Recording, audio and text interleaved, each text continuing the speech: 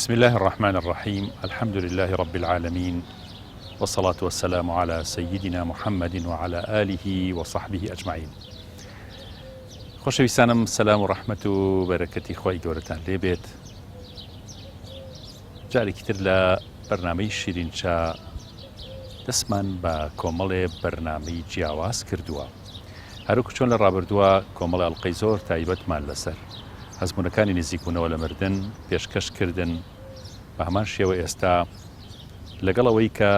کۆمەڵێ بەرنامەی جیاوازی ئیمانی لەناو خودی بەرنامەی شیرینچایە پێشکەشەکەین، لە هەمان کاتە زنجیرەیەکیش دەست پێکەین بە ناوی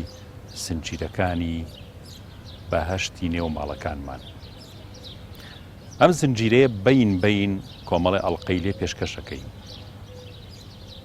ئامانج لەم زنجیرەیە ئەوەیە کە خێزانەکان کۆ ببنەوە. پەرتەوازیەکی زۆر لە خێزانەکانمانە هەیە. لەسەر سفرە کۆ بینەوە، بەڵام فکر و ڕۆحمان لە لای یەکتر نییە. ڕەنگە لە مەجلیسا کۆ بینەوە، بەڵام مۆبایلەکانی دەستمان کەناڵە جیاوازەکانی ڕاگەیاندن کە لە نێو دەستمانایە. ئەوان ئێمەیان بۆ شوێنێکی تر بردووە و لە ناو مەجلیسەکانە نەماوین. چۆن بتوانین دایک و باوکێک بین کە بە تەنها بەعینوان و ناونیشان دایک و باوک نەبین؟ چۆن باوکایەتی بگەڕێتەوە شوێنی خۆی، دایکایەتی بچێتەوە شوێنی خۆی؟ ئایا کۆمەڵە مرۆڤێک هەن کە دایک بن و دایکایەتی نەکەن، باوک بن و باوکایەتی نەکەن؟ بەڵێ زۆرن. و بە تایبەتی لەم سەردەم و زەمانەیە ئەم مەسئولیەتە زۆر فەرامۆشەکرێت. زۆر گرنگە دایکایەت و باوکایەتی بچێتەوە شوێنی خۆی. زۆر گرنگە مناڵ لە ناو خێزانە کاریگەری و دەوری خۆی بۆ دروست ببێتەوە. ئێمە چۆن بتوانین وەکو عەرە بەڵێ لەمی شەملی عایلە بکەین، یاخود عایلە کۆ بکەینەوە، خێزان کۆ بکەینەوە؟ ئەو زنجیرە بەرنامەی ئینشاءالله هیوادارم زنجیرە بەرنامەیەک بێ هەروەکو ئەڵقەکانی تری شیرینچا بە هەمان شێوە جێی سەرنجیەوەی ئازوو خۆشەویست و مایی دڵخۆشی و مایی تێگەشتێکی زیاتر لە خێزانداری و مایی دروستکردنی خێزانی پتە بێ لە ناو کۆمەڵگای کوردی خۆمانە ئینشاءالله. ئازیزانم، ئەم باسانە زۆر گرنگە کە ئێمە قسەی لەسەرەکەین و پێویستە زۆر بەجددی ئیشی گەورەی بۆ بکەین. ئەم زنجیرە باسانە واتە زنجیرە باسەکانی بەهەشتی نێوماڵەکانمان بەشێک کە بێت لە زنجیرە باسەکانی پێشووتری ئیمانی و ئاوێتەی بابەتە ئیمانیەکان یەکەین. ئەم زنجیرەیە پشت بەخوای گەورە و بە شێوازێکی جیاوازیش ئینشاءالله هیوادارین پێشکەشتانی بکەین و سوودی گەورەی لێ ببینن. ئەمەش مانایوانیە کە ئێمە باسە ئیمانیەکان و باسەکانی مردن، باسەکانی قیامەت، نزیکبوونەوە لە مردن واز لێبێنین. نەخێر، بەو مانایی کە زنجیرەیەک لە زنجیرەکانی گرنگیدان بە خێزانە چێتە ناو بەرنامەکانی شیرینچا. پشت بەخوای گەورە فەرمون ئەڵقەی ئەم جارەمان. ئایا گۆشەگیری و سەرداخستنی چەندین ساڵەی عمری جوانی و ڕاشیدیمان نەبووەتە پرسیار لای ئێمە؟ هەتاکوکەی عەوداڵی گرتەیەکی ڤیدۆیی سۆزداری، سیاسی، نوکتە، گۆرانی و تند ئاژۆیی و کوشتن و بڕین بین. کاتیەوە نەهاتوە سیحرەکان بەتاڵ بکەینەوە بە هەزاران گرتەی جیاوازی بێسوود یاخود زیان بەخش. چه سوودێکی پێشکەش کردوین بێجگە لە زیان؟ چه دەسمایەکی گەورە وەنەکەین وەختێ لە دەوری خوشک و برا و دایک و باوکەکانمان کۆ نابینەوە؟ چه کارەساتێکە مناڵەکانمان بە فرامۆشیە سپێرین و مۆبایلێک ئەیان باتە جیهانێکی تر؟ چه خەونێکی قورسە و بە خەبەر ناین وەختێ سەرمایی عمرمان بە هەدەر دەدەین و یاخیە بین لە ڕێخستنی کات و باش مامەڵەکردنی کاتەکانمان؟ سوئالێکی قورس و کەمەرشکێنی گۆڕ و بەرزەخە. کاتەکانت چۆن بەسەر برد؟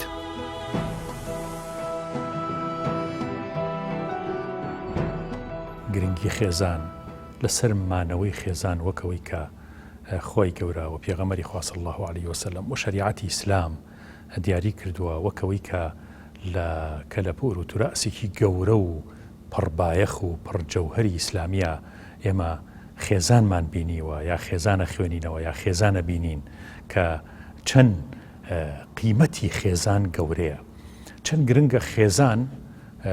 ئێمە ڕانین لەگەڵیا کە ئەم دەستەواژەیە بەکاربێنین بڵین خێزانداری یا بوونی دایک و باوک، بوونی خوشک و برا، بوونی خزم لە خێزانە گەورەکەیە، خێزانی بچووکە و خێزانەیە کە بڵین کە لە چەند کەسێک بێتە خێزانە گەورەکە بریتێ لە بنەماڵەکەت و تایفەکەت. چەند جوانە مامەساکە ئاوا ئێمە ماوینەتەوە چۆن بیپارێزین، چۆن شعور بە قیمەتی خێزان بکەین. ئەو مناڵانەی کە مناقەشە و زرم و کوتی کەوچک و قاپ و قاشاغی لەسەر سفرەی ماڵەوەیانە، هەموو ئەو مناڵانن کە لە قوتابخانەکانیشە زاکرەیان باشە، ئەعسابیان هادئە، زوو تێئەگەن، کەم جێقڵدان نین. یەکێک لەو گرفتە گەورانەی ئەمڕۆ ئێمە پێوەی دەناڵێنین کاکشەق ئەوەیە کە بەڕاستی بە جۆرە لە جۆرەکان لەم لاو لەولاوە بە پلان و بە پیلان لە گەورەی و قودسیەتی خێزانە درێ. واللهی کاکشەقیان ئەو کەسانی کە تایبەت و خۆشەویستن لای خۆی پەروەردگار، صفەتێکیانەیەکێک لەو صفەتانە پێیان وترێ متەقین، ئەوانە خۆشەویستانی خوان، والله يحب المتقین. تۆیەک ئەگەر هەم و غەمی پێگەیاندن و گەورەبوونی ئەم ئومەتت هەبێت چینێکی باشی متەقیانی تا دروست بێ، کاتێک ئەتوانی ئەو هیمەتەوە هەبێت ناتوانێت بگەیتەوە وەجعلنا للمتقین ئیماما حتا فاکتەری یەکەم جێبەجێ نەکەی، بەوەی لە فلتەری ئەو پەرچەی کە هەمیشە و هەموو کات نزای پێغەمبەری خوا بۆ صلی الله عليه وسلم و نزای سەلەفی صالح بۆ کە یەکێکیشە لە صفات عباد الرحمن والذين يقولون ربنا،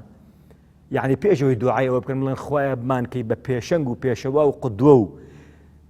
سەرمەشقی متەقیان و لە خواترسان و بۆ خوا سڵحاوان و کاروان و نورینی بەختەوەران، پێشەوەی ئەو نزایە بکەن بیر جارە لە ئومەتە بچووکەکە ئەکەنەوە، چونکە ئەو ئومەتە گەورەیە کە ئومەتی نورینی محەممەدە، کاروانی نبووەتی وەحیە، مەدرسەی وەحیە، ئەم کاروانە توولانیە کە متەقیان سەرپەشتیکارن. تۆ ئەگەر ئەتەوێ ببی بەم پێشەوای ئەو متەقیانە جارە لێرەوە دەست پێ بکەن لە ئومەتە بچووکەکەی خۆتەوە، چونکە داینەمۆی هەموو ئومەتێکی گەورە لەم خشتانەوە دروستە بێ. ربنا هب لنا من أزواجنا وذرياتنا قرة أعين. طبعا لم نزايا خوای پەروەردگار یەکشتی فێری ئێماکە. تۆ زۆر جار وایڵێ خوایە گیان بۆ خاتی ناوەجوانەکانت ئەم ڕۆڵە شیرین ئەم سەرکەوتووکەی لە خوێندنە بۆ دەست نیشانیەکەی بۆ خوای پەروەردگار ئەشێت نزاکەوە گیرا بێ لە سەرکەوتنەکە لە خوێندنەکە سەرکەوتوو بێ، بەڵام لەوەچە تووشی گرفتێکی تر ببێت کۆسپێکی بۆ بێتە پێشەوە لە خوێندەکەی خراپتر بێنێتە دواوە. لەبەرەوە دائیمەن لە نزاکان تا پاداشتەکان شتەکان بۆ خوای گەورە بەجێ بێڵە. بۆیە لەم نزایە فێری ئەومانەکە خوایە گیان لە خێزانەکانیشمان و لە ئەولادەکان و ئەولادی ئەولادەکانیشمان شتێک بۆ بەربێنە کە مایەی سورمەی چاوان و خۆشی دڵ و دەروونمان بێ. قڕەتە عیون، قڕەتە عیون یانی تەواو چاوم لێی تێر بێ، نەگەوی من دەستنیشانی کەم بۆ خوای پەروەردگار خوای گیان ئەوە بۆ ئەولادەکانم بکەن، نە خوایە گیان چی ئەبێتە مایەی ئەوەی کە ئیتر من لە مستەقبەلا مایەی شانازی من بێت، مایەی خۆشبەختی دڵ و دەرونی من بێ، مایەی ئەوە بێ کە ئیتر بە ئیسراحە سەر بنێمەوە. ئەمانە لە مناڵەکانمانە لە خێزانەکانمان فراهەم بکە. باوەڕ هەبێ کاک شێخ باو باپیرانی پێش ئێمە یەکێک لەو ئامۆژگاریانی کە بۆ ئەولادەکانیان کردویانە پێش ئەوەی ژنیش بێنن فێریان کردوون ئەم نزایە بکەن بۆ ئەوەی خێزانێکی باش بێتە ژیانیەوە. ئەی بۆ کەسێک ئەگەر خێزانی وەک پێویست نییە لەگەڵیا، چ ژنێک پیاوەکەی وەکو پێویست نییە لەگەڵیا، چ پیاوێک ژنەکەی وەکو پێویست نییە لەگەڵیا، کەم تەرخەمیەک بەرامبەر بە یەکتری هەیە، ساردێک لە نێوانیانە هەیە، ئەم نزایە بکەنە ویردی زمانیان وەلە بەتایبەت لەو کاتانەیە کە نزاکان گیران باوەڕ و قەنەعاتێ بێ کاک شێخ خوای پەروەردگار بە جۆرە لە جۆرەکان جۆرێ لە تێگەشتن لە نێوانم خژن و مێردەیە دووسەکە خۆشبەختی ئەگێڕێتەوە جا چۆچۆنیە ئەوە خوای پەروەردگار خۆی ئیزانێ و مجربە تەجربە کراوە ئەم نزایە زۆرێک تەجربەیان کردو الحەمدوللا بە ئاقارێکی باشا ڕۆشتووە. ئێمە هەمومان لە حەزرەتی ئادەم و حەزرەتی حەوا دروست بووی، واتە ئەوان باوە گەورە و نەنکە گەورەی هەموو بەشەریەتن بە هەموو ڕنگ و شێواز و ئایدیا و ئاین و جوگرافیا و زەمن و زەمینی جیاوازەوە. ئێمە هەمومان لەوان هاتووی. باشە بۆ خۆی گەورە لە ئادەم و حەوا لە قابیل و لە هابیل لە نەوەکانی ئەوان کچ و کوڕەکانی ئەوان نەوەی هەموو ئادەمی دروست دەکات. بۆەوەی یەکێک لە حکمەتەکان والله عەلەم ئەوە بێ کە ئێمە لە گرنگی خێزان تێبگەین واتە هەموو بەشەریەت لە یەک خێزان دروست بووە کە ئادەم و حاوا بنچینەی ئەو خێزانن باشە خوای گەورە ئەیتوانی لە قودرەتی خوا زۆر ئاسانە و عاجزی و عیجز ڕوو ناکاتە قودرەت و دەسەڵاتی خوای پەروەردگار ئەکرا لە 10,000 خێزان بەشەریەت دروست ببێت واتە ئێستا بەرەی بەشەری بچوایەتەوە سەر 10,000 خێزانی جیاواز واتە یەکەم جار 10,000 خێزانی وەکو حەزرەتی ئادەم و حەوا هەبوایە اینجا خەڵکی دروست بووایە بەڵام خوای گەورە لە یەک خێزان بەرەی ئادەمی دروستەکات ئێمە زۆر گرنگە بۆ ئەمما ناوردانە بکەڕینەوە کە خێزان بنچینەی ئەو ئەرکە گەورەیە کە ئینسان بۆی دروست بووە ئێمە هاتوین هەتا بنەما بەهێزەکانی خێزان بپارێزی وەختی ئینسانێک پیاوێک ژنێک ئەچێتە پرۆسەی هاوسەرگیری و خێزانداریەوە شووەکات ژنەهێنێت زۆر گرنگە بزانێت مەسئولیەت و لێپرسراوێتیەکی گەورە ڕووی تێکات ئەو کچەی جاران نییە کە هیچ مەسئولیەتی هەڵنەگرێت و ئەو کوڕەی جاران نییە کە مەسئولیەت و بەرپرسیارەتی هەڵنەگرێت پێویستە ئەم پرۆسەیە ئەم زەواج و شوکردن و ژن هێنانە ئێمە لەم زنجیرە بەرنامانەیە زۆر بە گرنگیەوە باسی لێ بکەین تاوکو بەڕاستی بتوانین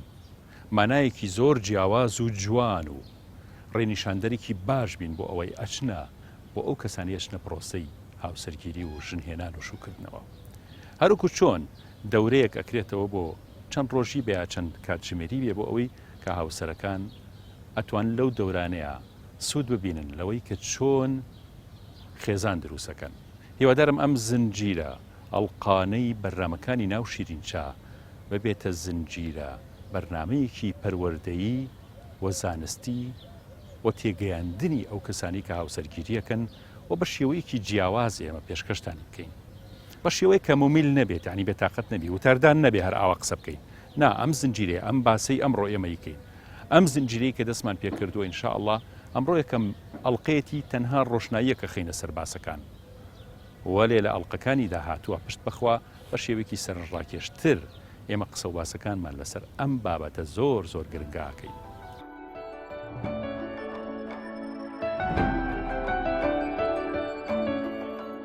وەرن خۆشەویستی و پێکەوەبوون بگێڕینەوە بۆ خێزانەکانمان پێکەوە خواپەرستی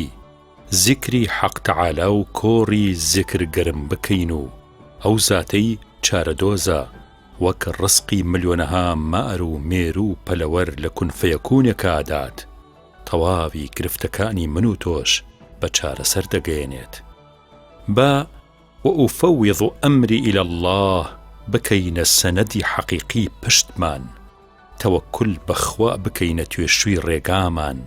حسبي بينو حسبيو كسبي نبين چاومان لرحمي خوایی بيتو خێزانێکی لە خوایاخی نەبین عجب دەبینین ئەو کاتە سرەوتی ڕۆحی حەزرەتی مەریەم دەبینین لە میحراب و سەر بەرماڵەکانمان میوەی معنەوی دەبینین عاشقی قەدەری خوایی دەبین و هەرگیز دۆستایەتی و نزیکی حەق تەعالا بەرنادەین ژیانی دنیا بە خێزانێک دەستی پێکرد با نەهێڵین بتراسێت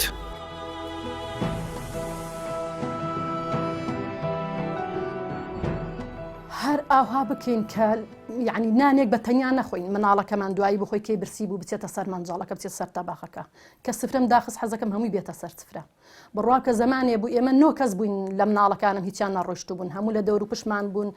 سفرەماندا ئەخز لەم سەر بوو ئەو سەر ئیتر هەموونان خواردنەکانمان وەکو سەیران و شدوا بوو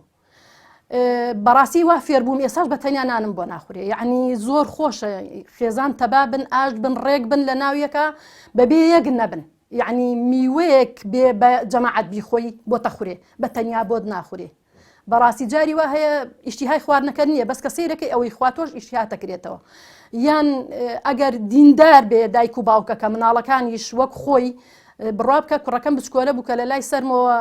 ڕاکشین شەو بەیەکەوە ئەویدا ئەوانی خۆتەی خوێنی با منیش بیخوێنم یعنی وای لێ هات کوڕەکەم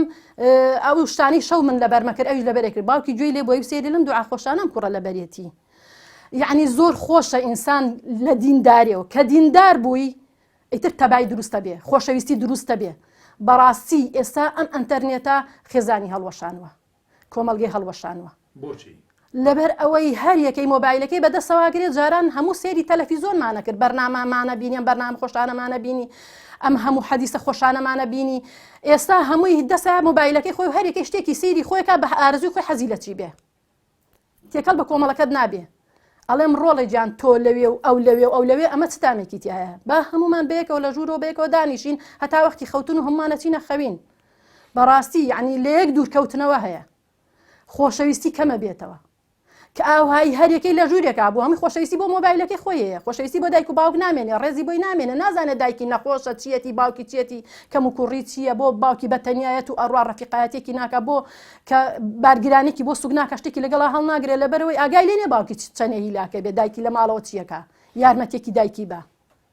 هەر یەنەوە لە مەکتەب بێنەوە بە هیلاکی خێراتنە سەر منجەڵەکە نانەکەیان نەخۆن و ئەسن ژوورەکە مۆبایلەکە و لە ژێر جێگاکە ئیتر ئەمە خێزان ئاوای لاتوە بڕاکە مۆدیلی تەلەڤیزۆن هەڵکردن هەر نەماوە خەڵکە ڕاڵی ناکە یعنی لە چەند برادەر و دۆست و لە تەلەبەکان من پرسی و باسی تەلەڤیزۆنەکەم ئەڵێ هەر هەڵی ناکەین یعنی بۆچی وەڵای جاران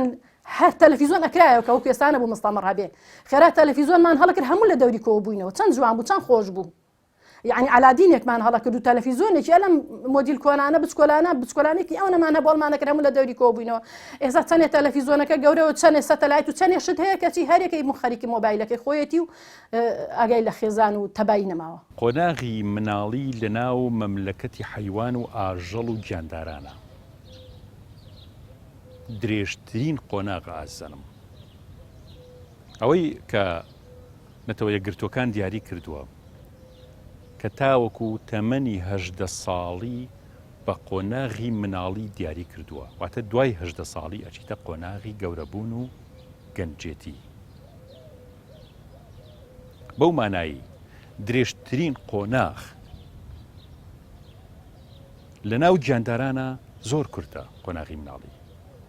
بەڵام درێژترین قۆناغی مناڵی مناڵی ئینسانە مرۆڤە کە 18 ساڵە خایێنێت بگرە لە ئیسلامە زۆر درێژترم قۆناغە درێژە بێتەوە هەر بۆیە زۆر گرنگە پێشەوەی لەدایکە بێت ئەم مناڵە باسی ئەوە ئەکا ئیسلام واتە شەریعەتی ئیسلام بنەما و بنچینەیەکی زۆر داڕێژراوی پتە و بەهێزی داناوە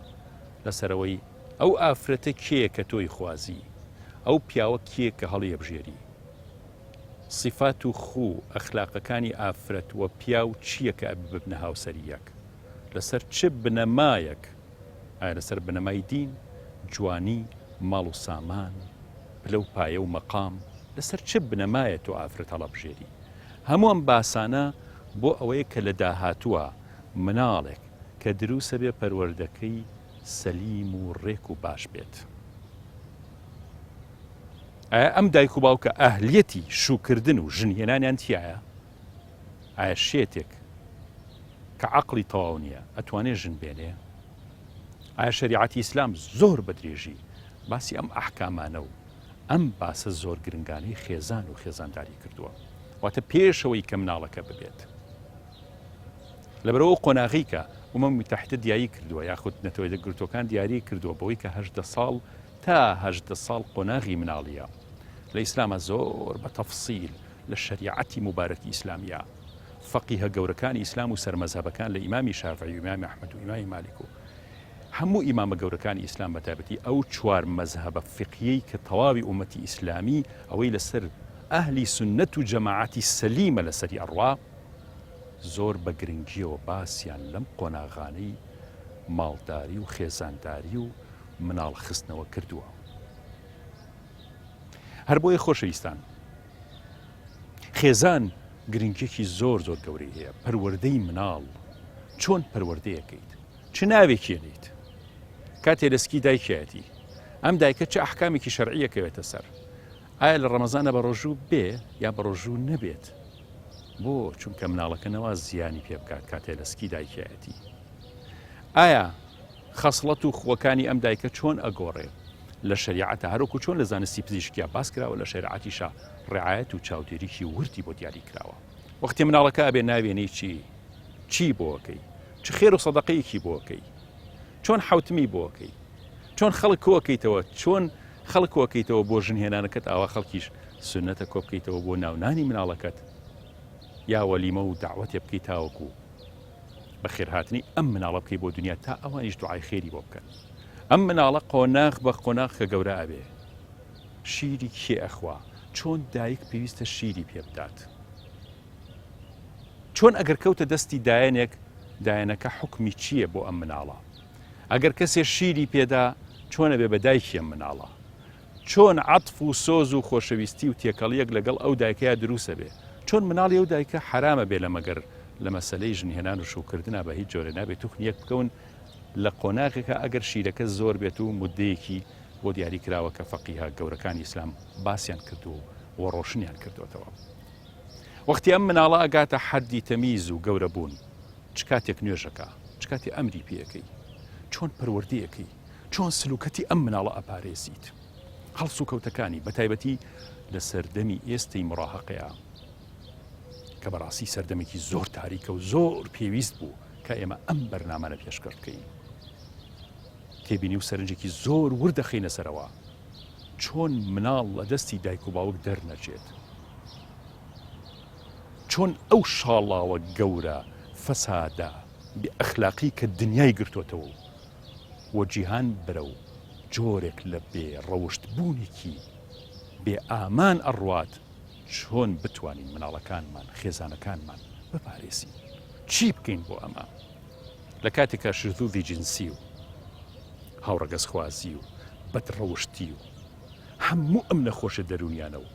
و پەیوەندی حرامی نێوان کچان و کوڕان و خۆشەویستی ڕەواجێکی زۆر گەورەی پێدرێ، ئیشی لەسەرەکرێت، ئەکرێ بە یاسا لە وڵاتەکانە.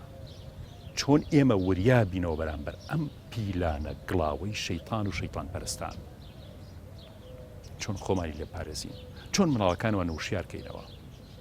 ئێمە غەیرەوەی کە خۆشەویستێکی زۆر بین بە مناڵەکانمان دەرگای ترمان نییە بۆ ئەوەی ئەم شاڵاوە ڕابگرین،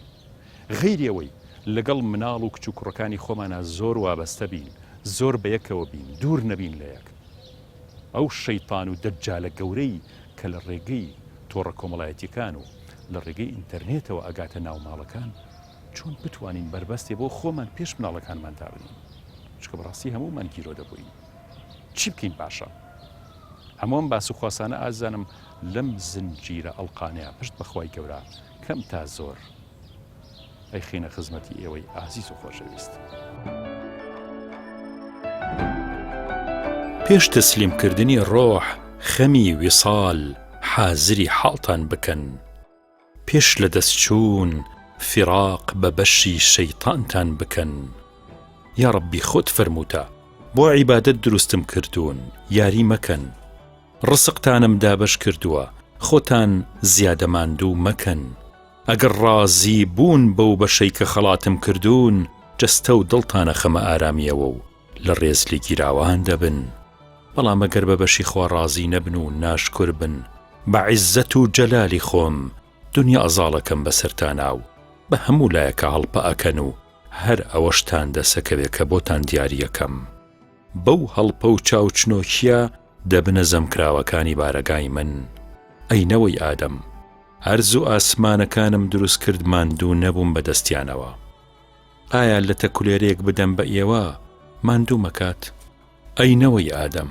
ڕزقی سەرپێچی کاران فرامۆش ناکەم، ئیتر چۆن ڕزقی بەندە ساڵحەکانم فرامۆشەکەم.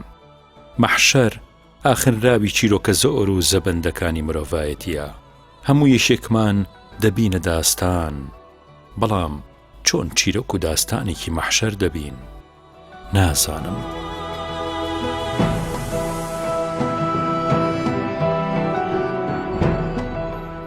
بۆیە من حەزەکەم لە دەستپێکی ئەم مانگەیە کە بەهاری دڵەکانە، وەڵڵاهی ئاوەدانی ئێرە کاتێک خۆشە و ڕنگدانەوەی لە جەستەدا ئابێت، چکە ئێرە پاشایە، ئێرەش کاتێک ئاوەدانە بێت کە خانەوادەکە ئاوەدان بن. لەبەرەوە بەوەی کە تۆ بتەوێت بەهەشتێکی گەورە بۆ خۆت فەراهەم بێنی، بەخوا بێ لە ماڵەکەی خۆتا بەهشتێکی بچکۆلە دروستکەی ئەو بەهشتە بچکۆلەیە بەشی دروستە بێ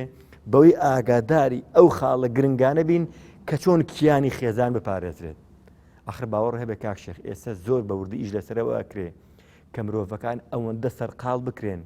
نەژن بیپەرژێتە سەر مناڵ نە پیاو بیپەرژێتە سەر مناڵ نە پیاو بیپەرژێتە سەر خێزان نە خێزانی بیپەرژێتە سەر ئەو سەرەکەی خۆی. یعنی بە جۆرە لە جۆرەکان عاجز مە بەم قسەی ئەەکەم مناڵەکان باوکو دایکیان هەیە بەس هەتیون یا باوکایەتی و دایکایەتی ناکرێت. من ئەمە قسەیەکە پێم وتی دراسەیەکی تازە ئەڵێ ئەطفال صاحب والدین یەتامە یعنی لە ڕووی دەروون ناسیەوە ئەمڕۆ ئەو مناڵانی کە دایکەکە لە دەرەوە زۆر سەرقاڵێکی هەیە مەجای نییە بێت کە یێتەوە ماڵەوە هیلاکە مناڵەکەیشی ئەوێت تاقەیەکی زۆری پێ لەگەڵم دایکە سەرفێکا دایکەکەش کەم جیقڵان لی تووڕە بەشکە لە دەرەوە هیلاک بوو باوکەکەش بە هەمان شێوە نزیکی 8 سەعات لە دەرەوەیە کە یێتەوە ماڵەوە وەکو پێویست مەجای مناڵەکانی نییە. ئەم مناڵانە لە ڕووی دەرونیەوە قەناعەت هەبێ جاران لە سەرەتای هەشتاکانە ئێمە کە بچوونەتە زیندانەکان بەڵێ لە زیندانەکانە کەسانێکە بوو تاوانیان کردبوو بەڵام ئەگەر لێکۆڵینەوەی کە بکردایە لەسەر ئەوانەی کە ئەو تاوانانیان ئەنجام داوە هەندێکیان لەوە ئەچێ بەوەی ئەوەی کە برسی بووە پێویستی بە پارەیەک بۆ دزیەکی کردووە یا کەسێکی کوشتۆ لەبەر هەندێک حاڵەت. بەڵام ئێستا لەم سەردەمەی خۆمانە کۆمەڵە جەریمە هەیە ئەڵی بە کابرا بۆچی فلانە کەسێک کوشت لەسەر پارەکەی نەوەڵە ئەی دوژمنایەتیتانە بوو نەوەڵە کێشەیەکی دەرونی خۆی هەیە حەزی کردو خۆی بە تاڵکاتەوە بەوەی بەرامبەر بکوشێت بەوەی ئەو تاوان ئەنجام کە متابعیان کردووە زانایانی دەروون ناسی ئەمانی کە ئەم تاوانە ئەکەن تاوانەکە ئەکەن لەبەر خودی تاوانەکە هیچیتر نییە باگراوندێکی شتیتر نییە کە ئەکۆڵنەوە هەستەکەن ئەمانە لە مناڵەیە سۆز و عەفوێکی باوکو دایکی خێزانی نەبووە لە نێوانیانە ئێستا هەست بە فەراغێکەکە ڕۆحی شەڕەنگێزی تایە بەرجەستە و بەرپایە وەکو بورکانێک هەمیشە لەوایە کە چۆن ڕۆحی تۆڵەی هەبێ خۆی لە یەکێکا بەتاڵکاتەوە کە ئەمڕۆ ئێمە بەڕاستی ئەم شەحنە کارەبایانە چۆن ئەبێت دایان مرکێنینەوە بەوەی کە ئەم قودسیەتە بۆ خێزان بگەڕینەوە. ئەخر لە هەندێک وڵاتە کاک شێخ باوەڕ هەبێت کە ئەوترێ ئافرەت ئەنجا دووەم مناڵ سێم سەگەکەت خاڵی سێم باوک ئەو کاتی کە ئەرزشێ بۆ کەسی یەکەم نامێنێتەوە لە ماڵەکەیە وەکو ئەو باوکەی لێیە کە بە تەلەفۆنەکە ئەگری ئەمە واقعیە پێتەڵێم بڵێ من لەبەرەوەی کە خێزانەکەم مرد کچەکەم بێناز نەبێ ژنم نەهێناوەتەوە باشە تا کچەکەم بووە 21 ساڵ بۆ ئەوەی بێناز نەبێ ئەم کچە ژنم نەهێنایەوە من ئێستا ئەندازیارەکەم بەڵام ئێستا کچەکەم حەزی لە کوڕێکی مەسیحی کردووە لەبەر کەوتومە ئەمە بۆ تۆ ناگونجێت ئەو ساڵێک کە منی بەجێ هێشتووە لە شارێکی تر ئەژی ئەبێ ئەم پیاوە ئەم باوکە بێت چەند جارجەر سوتاوە بێت کە هەیمەنەی بەسەر مناڵەکەیە زۆر قسەکێت دابەگرت لە وڵاتانە وایە باسی شتێکی ئەفسانەی ناکەین یعنی لە قۆناغی هەژدە ساڵەیە کچ و کوڕ کە هەندێک لە قۆناغەکان کە ئیتر ئارەزووی جەستەیی یەکتری ئەکەن و حەز بە یەکتری ئەکەن بۆ گەرەوە کوڕە بێتە ماڵەکەوە لەگەڵ یا بخەوێ بۆم باوکو دایکە بۆیان هەیە قسە بکەن لەمەوە ئەگەینەوە خەنەعاتی کە وردە بەرەو ئاقارێک ئەڕۆی مرۆڤەکان تەنها بیر لە خۆیانەکەنەوە ئەو ئینعیزالێک لە ئینسانە دروست لە قۆناغەکانی تەمەنیا کە سەر و 45 کە ئیتر جۆرێک لە عەقڵ ئەگەڕێتەوە بۆ جەستە و ئینسان زۆر بجار بە عەفو بیر ناکاتەوە ئەمانە تەنیایان بۆ دروستە بێ ئیتر ئەم تەنیایە یەکێک نییە سەرپەرشتی کە تەنها هۆی ئەوەی هەیە و نییە و هەبێت خەڵوتگەی پیریە زەهایمەریان تووشە بێ خۆکوشتنیان تووشە بێ جۆرێ لە کەعبە دایانەگرێ لەگەڵ سێبەری خۆیان شەڕەکە بێتاقەت و مەلول دائەنیشێت بە 2 سەعات دانیشە لە پەنایەت دوو قسێ بۆ ناکرێ باو باپیری ئێمە تەمەنێکی پیریشان هەبوو بەڵام چووکە دائیمەن فێریە و قەرەباڵغێ بوون ئەو مێشکە ڕیفرێشە بوویەوە لە تەمەنی پیریشە کاکە ئەبوبەکری سیدیق کە ئەچێ بۆ نوێژی بەیانی پێغەمبەری خوا صلی الله علیه وسلم کە پرسیارەکانەکە کی ئەم بەیانیە دوای جەنازەیە کەوتووە کی ئەم بەیانیە سەردانێکی نەخۆشی کردووە کی ئەم بەیانیە خێرێکی کردووە هەمووی کردووە یەکێک لەو وەڵامانە ئەفەرمێ ئەوەی کە خێرەکەم کردووە کوڕەزاکەمم لەگەڵا بوو گەشتین بەلای مزگەوت کە پێشەوەی بینە مزگەوت فەقیرێکی تیا بوو برسی بوو وتم ڕۆڵەگیان ئەو لە تەسەمونەی بەرێ یعنی ئەو یاریانەی پێغەمبەری خوا صلی الله علیه وسلم کە لە میحرابەکەیە کچە زاکەی لەسەر شانیەتی يعني پێغەمبەر صلی الله علیه و سلم باپیرە لەگەڵ کوڕەکەزا و کچەزایە چ تەحملێکی هەبووە بەم ئاقارەیە بڕۆین نەباوک تەحملی مناڵی ئەمێنێ نە مناڵش حوسڵەی ئەوەی ئەمێنێ چکە چی بچێنی ئەوە ئەدووریتەوە چەند بەخشی بەوان ئەوانێت پێ ئەدەنەوە لەبەرەوە بێت دووری ئەم حاڵەتە بین کە من ئێستا لەم حاڵەتەیە کە قسە بۆ تۆشەکەم یعنی هەست بە شەرمەزاریەکەکەم بەڕاستی ناتەبیعی لۆدەکمان بۆ دروست بووە کە وەک پێویستی مناڵەکانمانە جاران باو باپیرانمان کاتیان هەبوو یاریان لەگەڵ مناڵەکانە ئەکرد یعنی بڕۆ متابای هەندێ بابەت کە بەعزی باو باپیر کە لەگەڵ مناڵەکەیان لە هەندێک حاڵەتە بۆی فێری نوێژی بەیانی بێت هاتووە لەو کاتانەیە یاری لەگەڵا کرد و هەڵی سان و دەستی کرد بە یاریکردن و هەڵماقۆ و هەڵماتێن و هەندێشت بۆی ڕابێ بەو جەوەی بەیانی زوو لە خەوەڵسانە زۆر جار یەکێک لەو شتانەی کە خێزان تۆکماکات بەرەکەتداریەکە بەرەکەتی خۆی بەسەر ئاڕێژێت خۆی گەورە خۆشەویستی خۆی نازڵەکە بۆ ئەو خێزانە خۆیان نەکاتەوە وەختی خوا خۆشی ویستی فەزلی خۆی بەسەر ڕشتی ڕەحمەتی خۆی بەسەر ڕشتی هەموو بەرەکەتێکی ئەرزوو ئاسمان دنیا و قیامەتە بەسەر ڕێژێ چەند گەورەیە ئێمە خێزانەکان لە باتیەوەی کە مەشغوڵ بن بە هەزاران شتکە مەشغەڵەت بۆ خێزان و بۆ ئەندامانی خێزانەکان دروستەکات بۆ غەفڵەت و بێئاگایی ئێمە خۆمان دروستکەری مەشغوڵکەری یان ئێمە خۆمان مەشغەڵەتێکی پڕ لە سوود بۆ خێزانەکانمان دروست بکەین بۆ نمونە تۆ باوکو دایکە مردووە کە سوکارت هەیە وەفاتیان کردووە خێزانەکە کۆکەرەوە براو خوشکەکانە بڵێ ئادی با هەمومان خەتمیکی قورئان بکەین بۆ فڵان مردوومان ئەزر و پاداشتەکەی خۆی گەورە بە نەسیبی ئەوانیش و ئێمەشی بکات ئەمە خێزان کۆ ئەکاتەوە بەرەکەتداریەکات ڕووی لە ڕەحمەتی خواکە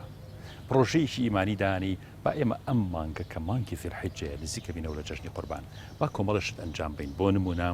ڕۆژانە با جوزئی قورئان بخوێنین با ڕۆژانە 1000 سڵاوات لە پێغەمبەر بین صلی الله عليه وسلم هەر بیریشیان بخەیتەوە خۆ مەرج نییە 1000 سڵاواتەکە با بەس ئەگەر 100 سڵاواتیش با زۆر زۆرە لەم خێزانە ئەگەر 4 کەس بەگوێ بکات 400 سڵاواتەکە لە دیداری ڕەسوول الله صلی الله عليه وسلم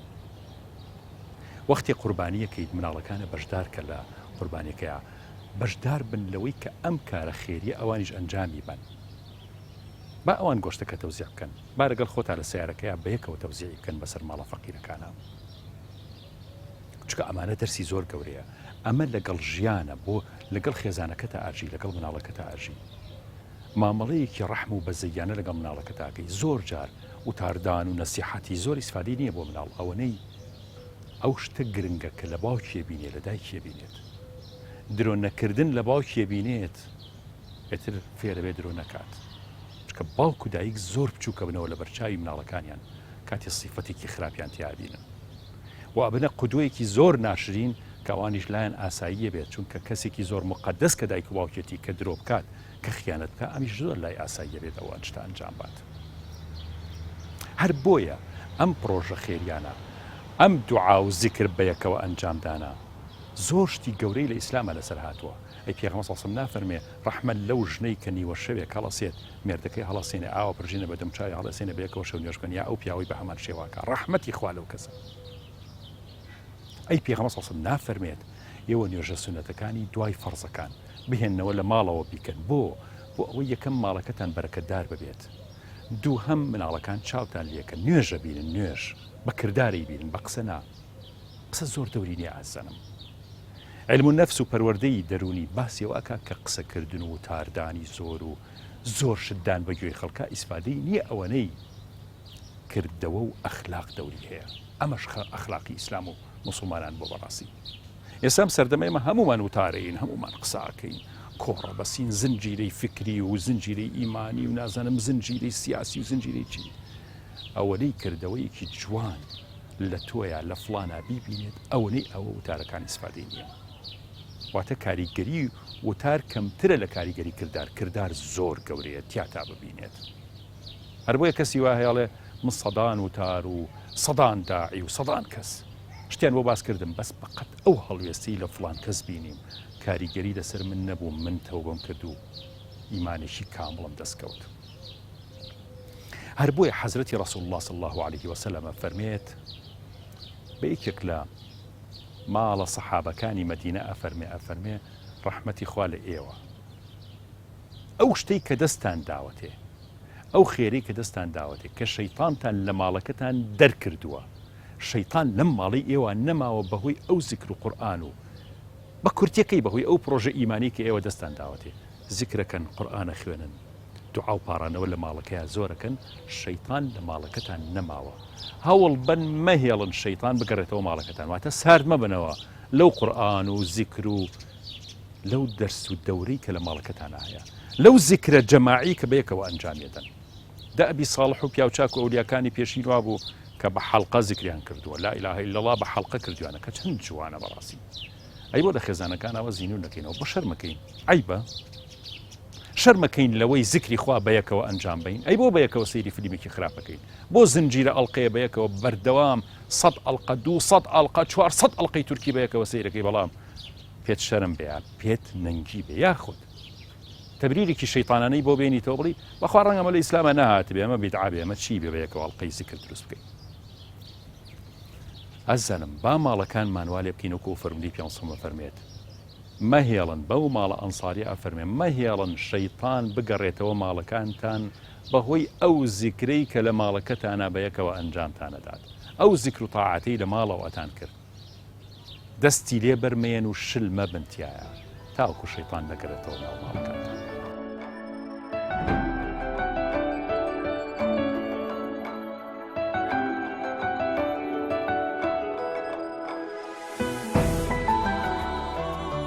بڕوا بکە کە مناڵ بووین دایکم دووسێ هەفتە ئەی ڕەتانین ئەی ئەوە بکەن ئەتان بم بۆ ماڵی ئەوان ئەوە بکەن ئەتان بە سەرچنارەوە کە ئەتان بم بە سلێمانی هەر هەمومان لە خۆشیان قسێکمان بە قسا کرد ئەمانیان بەر بە خێزانی ئەڕۆشتین بۆ ماڵی پورم بۆ ماڵی ئامۆزان بۆ ماڵی خزمم ڕەفیقی خۆمانیان هەبوو ئەچوین ئەو نەمان پێخۆش بوو ئێستا ئەڵێ ئەچم بۆ شوێنان کاکە لەگەڵ تانایە ئێ ڕۆڵێ گیانوەرە با بڕۆین ڕەفیقی تویان هەیە پورە ئەڵێ خاڵە ئەڵێ مامە ئەڵێ بۆچی نەهات هیچیان ئەڵێن تااقەتمان نییە هەمووی ئەوەی ئەوێ لە مۆبایلەکەتیایەتی بەڕاستی من بە مۆبایلەکە ێزانم يعني ئەم مۆبایلەیە کە ئاهای لێ کردووە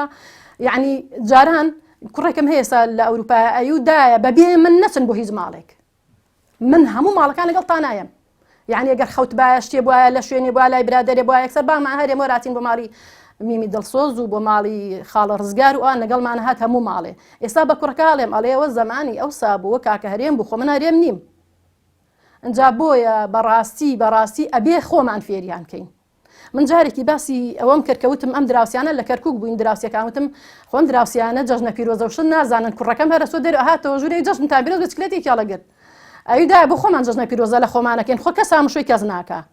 جامیش باسم کرد مسلمانی وتی ئینجا ئێوە فێریان بکەن وەڵاوتم پیاوەکە با بڕین جەژنە پیرۆزە لە خەڵکە بکەین کوتی ژنەکە خەڵکە لە خەوە نەسانانی بیانی نەخوارەوە بۆی شوێ بچین وتم قەیچێکە با فێر بن ئێمە چین جەژنە پیرۆزیانە هەمیان عەرەب بوون وڵاتین جەژنە پیرۆزامان لێ کردن بڕوا کە ئێستا گیریان ئەڵێن ئەڕۆین مامەسا حازماڵێ بۆچی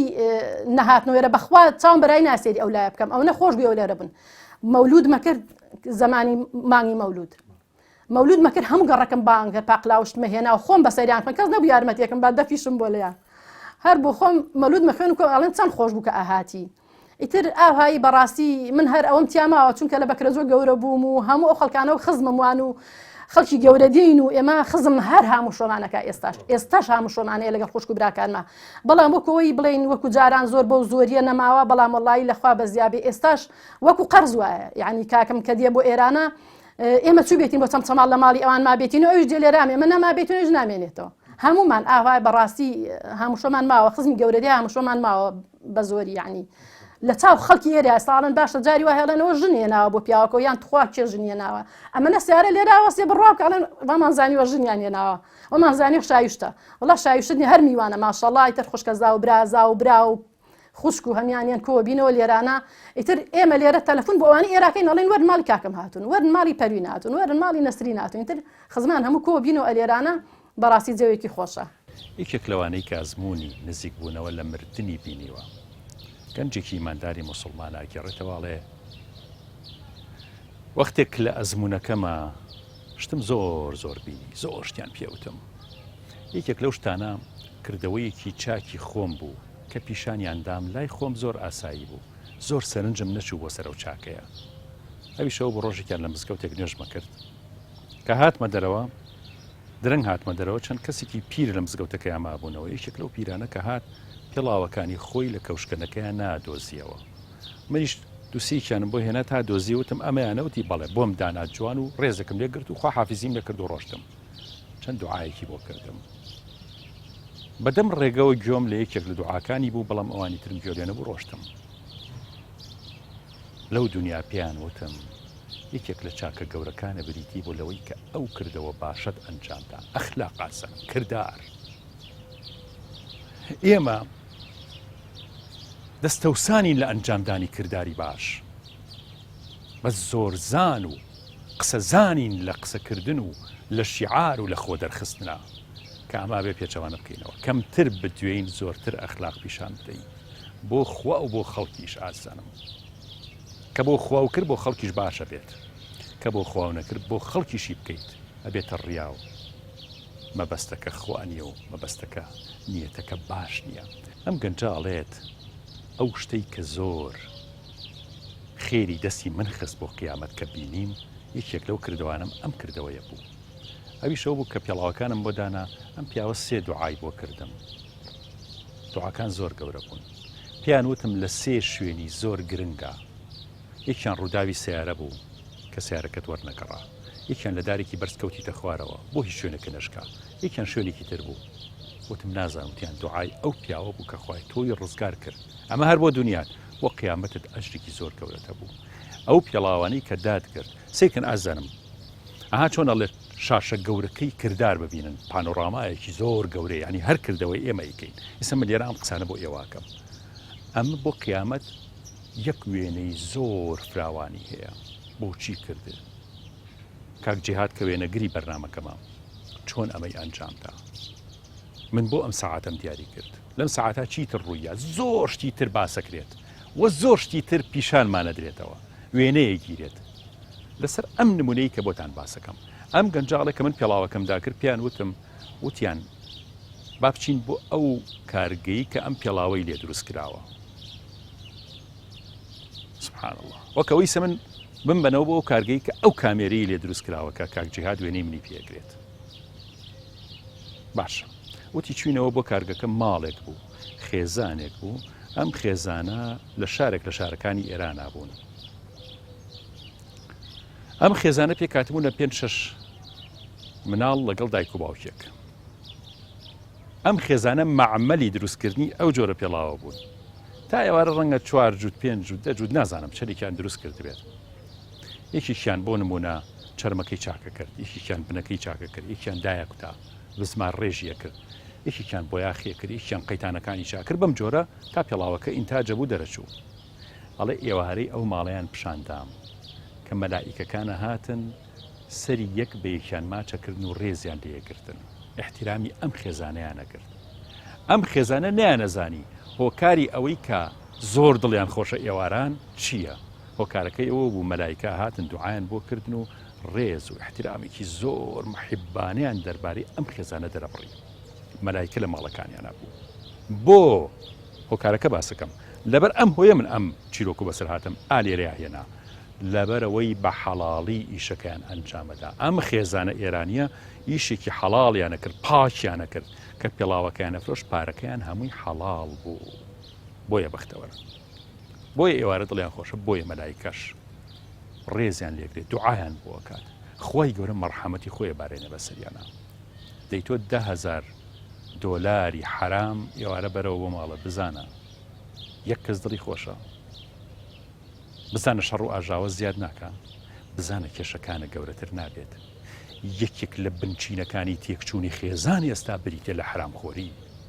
کێ بەرپرسیارە لە حرامخۆری ئەو مناڵی کە شیرە خوات ئەو چ دەسەڵاتێکیە کە باوکی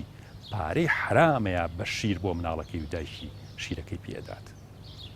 میوەی حرامە هێنێتە ماڵەکەوە تا دایکی ئەو میوە ئەخواتەوە بێ بە شیر و لە ڕێی مەمکەکانیەوە یا بە مناڵەکەی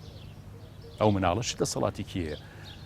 زەمب و گوناهی گەورە لای باوکەکەی کە حرامخۆری هێنێتە ماڵەکە لای دایکەکەیە کە پەروەردەیەکی باشی مناڵەکەی ناکە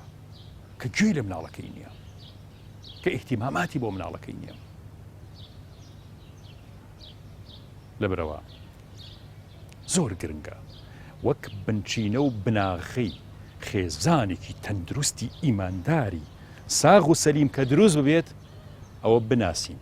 کە پارەی حرام نەبەیتە ماڵەوە. ئەنا هەرچی وەسیلە و ڕێگەیەکی تەنمی بەشەری و گەشە سەندنی مرۆیی و زانستی و عیلمی بۆ پەروەردەی مناڵەکانە بگریتە بەر هەموویە ڕوخێت. هیچی بەرناگرێت گەر پارەی حرامت بردە ماڵەوە و بە پارەی حرام مناڵەکانە پەروەردە کرد.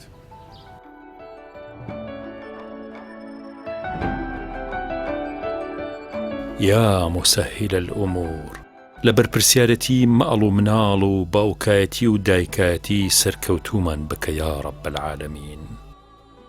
یا ربی ئەی فریادڕاس، ئەی معینی ئیمانداران، ئەی نور و چرای دڵخامۆشان، کۆمەکیمان بکە. هەژاری دەرگانەی تۆین، ڕسقمان بکە باوکایەتی و دایکایەتیەکی باشینەوە و ڕۆڵەکانمان بکەین و نەبینە هۆی نەکبەتی دنیا و ئاخرەتی ئەوانیش و خۆیشمان یا رب. یا ربی فێری شکری نعمەتەکانی خۆتمان بکە.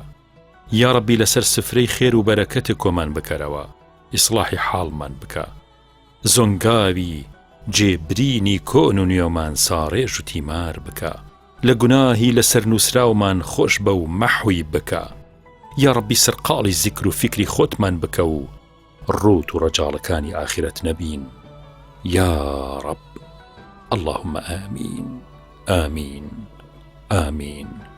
يا مجيب السائلين.